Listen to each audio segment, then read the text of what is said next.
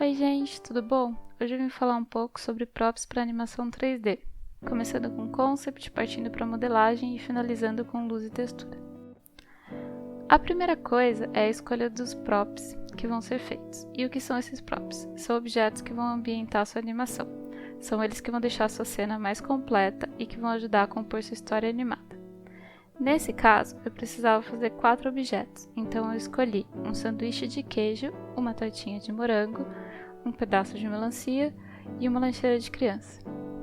Logo depois, eu comecei a desenhar o que eu queria produzir em um programa de desenho. Eu escolhi um ângulo em que o objeto parecesse mais interessante e tentei reproduzir esse objeto através desse ângulo. Isso eu fiz em 2 partes. A primeira parte focada nas linhas e na silhueta e a segunda nas cores e na iluminação e na textura. Na primeira fase, eu normalmente faço um rascunho geral, só para delimitar a pose e a perspectiva do objeto e deixo ele bem apagadinho. Depois eu faço um rascunho um pouco mais caprichado, determinando todas as linhas. E então eu passo tudo isso a limpo em uma outra camada com linhas mais consistentes e uma cor mais escura. Na segunda fase, eu determino tudo que vai ter cor e eu pinto tudo isso. Isso numa camada abaixo da minha camada de linha. Depois eu travo a transparência dessa camada de cor para não ter nenhuma cor borrada e eu não me preocupar em pintar fora do objeto. E então eu começo a colocar a cor base em cada parte do objeto e algumas texturas, para eles não parecerem tão chapados assim. Assim que eu termino, eu adiciono um pouco de luz e um pouco de sombra, deixando algumas partes do objeto um pouco mais escuras e outras mais claras e modificando também um pouco a saturação deles. Terminando isso, eu vou para a parte de modelagem. Vou fazer a geometria e a cor base de tudo em 3D. Nessa parte, no programa já de 3D, eu utilizo o mesmo princípio. Eu começo de algo mais básico e vou adicionando detalhes no objeto conforme necessário até ficar do jeito que eu queria. Ou seja, eu começo com uma geometria que lembre o objeto, mas seja mais simples, e transformo ela no prop conforme eu vou adicionando e movendo os vértices dela. Por exemplo, para o sanduíche, eu utilizei um cubo cortado ao meio.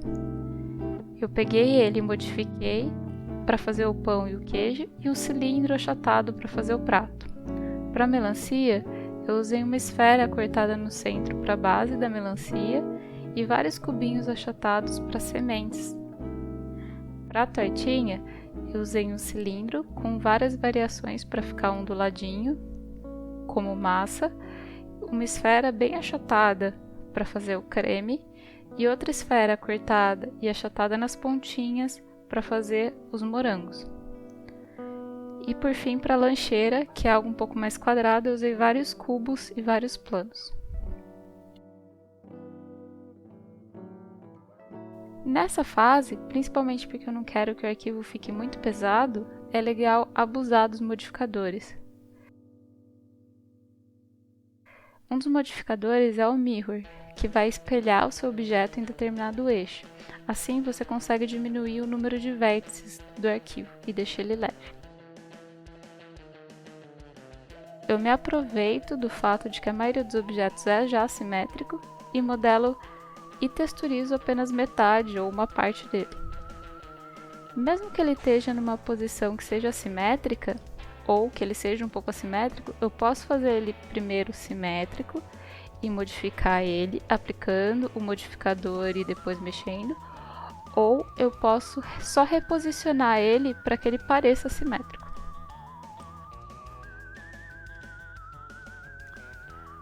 Outro modificador muito útil que eu usei bastante foi o Solidify, que vai solidificar seus planos. Ele calcula uma espessura para o objeto que você está fazendo. Eu utilizei ele na alça da lancheira e nas folhas do morango, porque ele deu volume para plano sem que eu precisasse duplicar esses planos. E, além disso, tem um terceiro modificador que eu também uso muito, que é o Bevel. E ele atua nas arestas dos objetos. Ele faz com que a linha dos cantos dos objetos sejam duplicados e a quina do objeto fique um pouco mais suave, deixando a visualização dele muito mais agradável.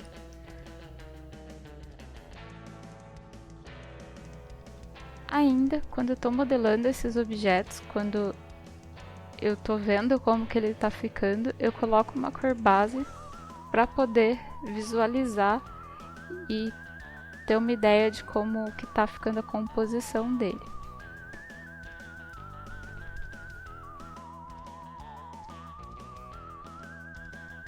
Para fazer isso, nessa fase de modelagem, eu crio materiais básicos, cada um com uma cor que eu acredito que o objeto vai ter, e entro no modo de edição de geometria dos objetos, seleciono apenas as faces que eu sei que vão ter uma cor parecida com aquela e aplico o material nelas.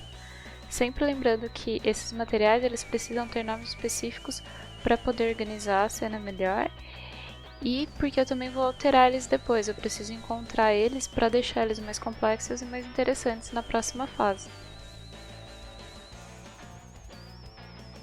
Na última fase, de textura e de luz, eu começo ajustando a iluminação da cena e do objeto.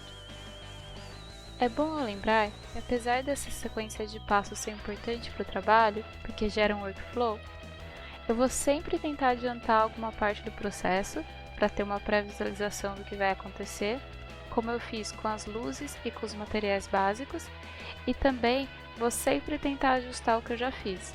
Desse jeito, o processo todo não é super linear. Nesse processo, então, eu vou utilizar 3 luzes. Uma dessas luzes é a Key Light. A luz principal, ela vai iluminar a maior parte do objeto, vai ser mais forte. Do lado contrário da Key Light vai vir uma luz chamada Fill Light, que vai ter o objetivo de preencher essa iluminação e vai ser mais suave. Ela vai fazer com que o objeto não fique com sombras muito fortes e feias.